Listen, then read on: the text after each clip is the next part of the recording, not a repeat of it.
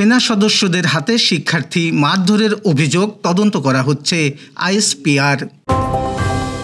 Burn institute গুরুতর ৩০ জনের মধ্যে ১০ জনের অবস্থা আশঙ্কাজনক। সরকার দায়িত্বশীল হলে পরিস্থিতি নিয়ন্ত্রণের বাইরে যেত না মন্তব্য নাহিদের। ডেঙ্গু সচেতনতা ও প্রতিরোধে ঝিকরগাছায় মশক নিধন কর্মসূচি। দর্শক, গ্রামের কাগজের সকালের খবরে আপনাকে স্বাগত। শুনছিলেন প্রধান প্রধান শিরোনাম, এছাড়াও রয়েছে রাশিফল। এবার চলুন যাওয়া যাক মূল আয়োজনে।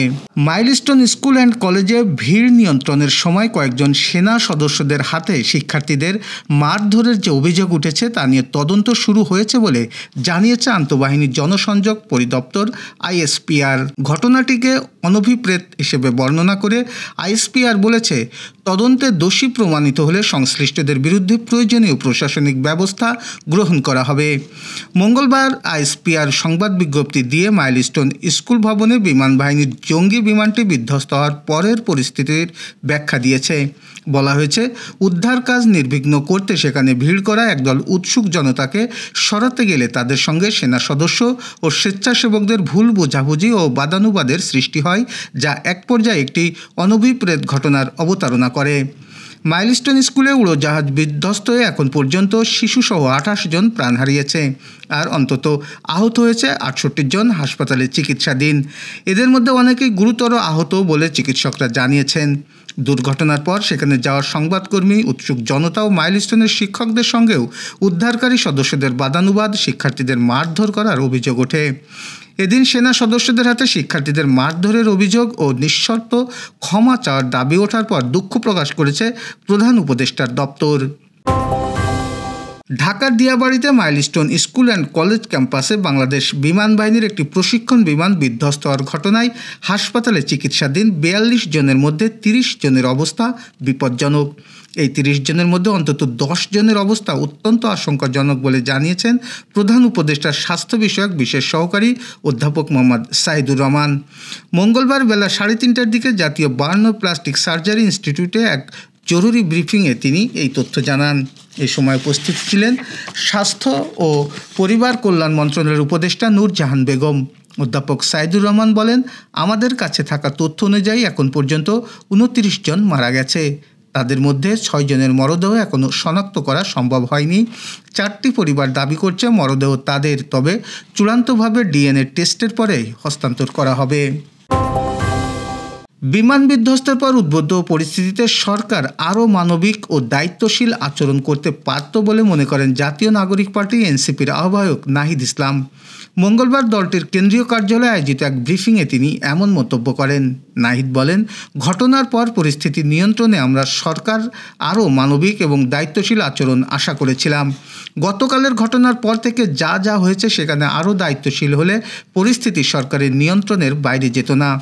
সঠিক তথ্য প্রকাশের আহ্বান জানিয়ে তিনি বলেন, ঘটনার বিষয়ে সঠিক তথ্য প্রকাশ ও প্রচার করতে হবে। তথ্য নিয়ে নানা বিভ্রান্তি রয়েছে, এতে শিক্ষার্থীদের মধ্যে কিছুটা ক্ষোভ রয়েছে। সরকারের কাছে যতটুকু তথ্য আছে সেটি সঠিকভাবে প্রকাশ ও প্রচার জরুরি, এতে গুজব ছড়াতো না।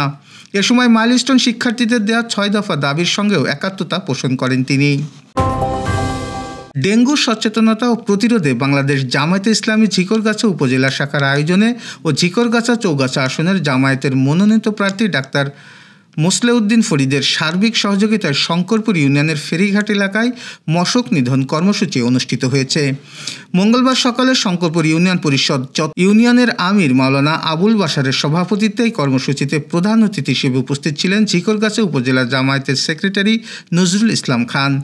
প্রধান অতিথির বক্তব্যে নজরুল ইসলাম খান সকলের উদ্দেশ্যে বলেন, ডেঙ্গু পরিবেশের জন্য অত্যন্ত ক্ষতিকর। পরিবেশ পরিষ্কার ও পরিচ্ছন্নতা বজায় রাখলে ডেঙ্গু নিয়ন্ত্রণ করা সম্ভব।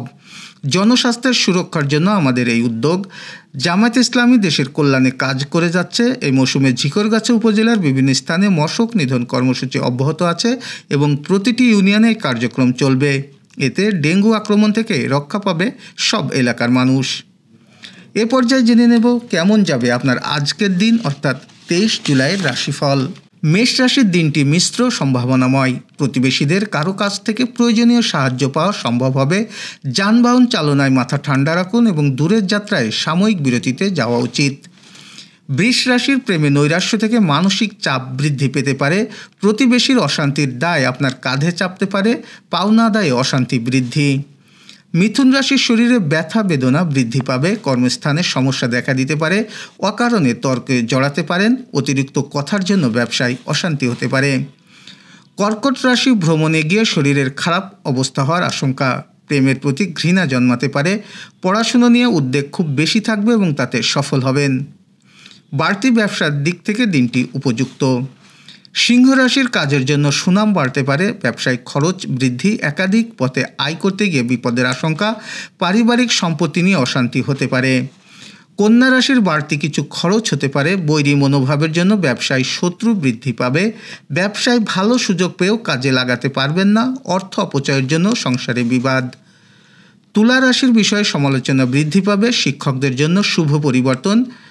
প্রেমের ব্যাপারে সারাদিন দুশ্চিন্তা থাকবে। প্রতিবেশীদের সঙ্গে বিবাদে যাবেন না।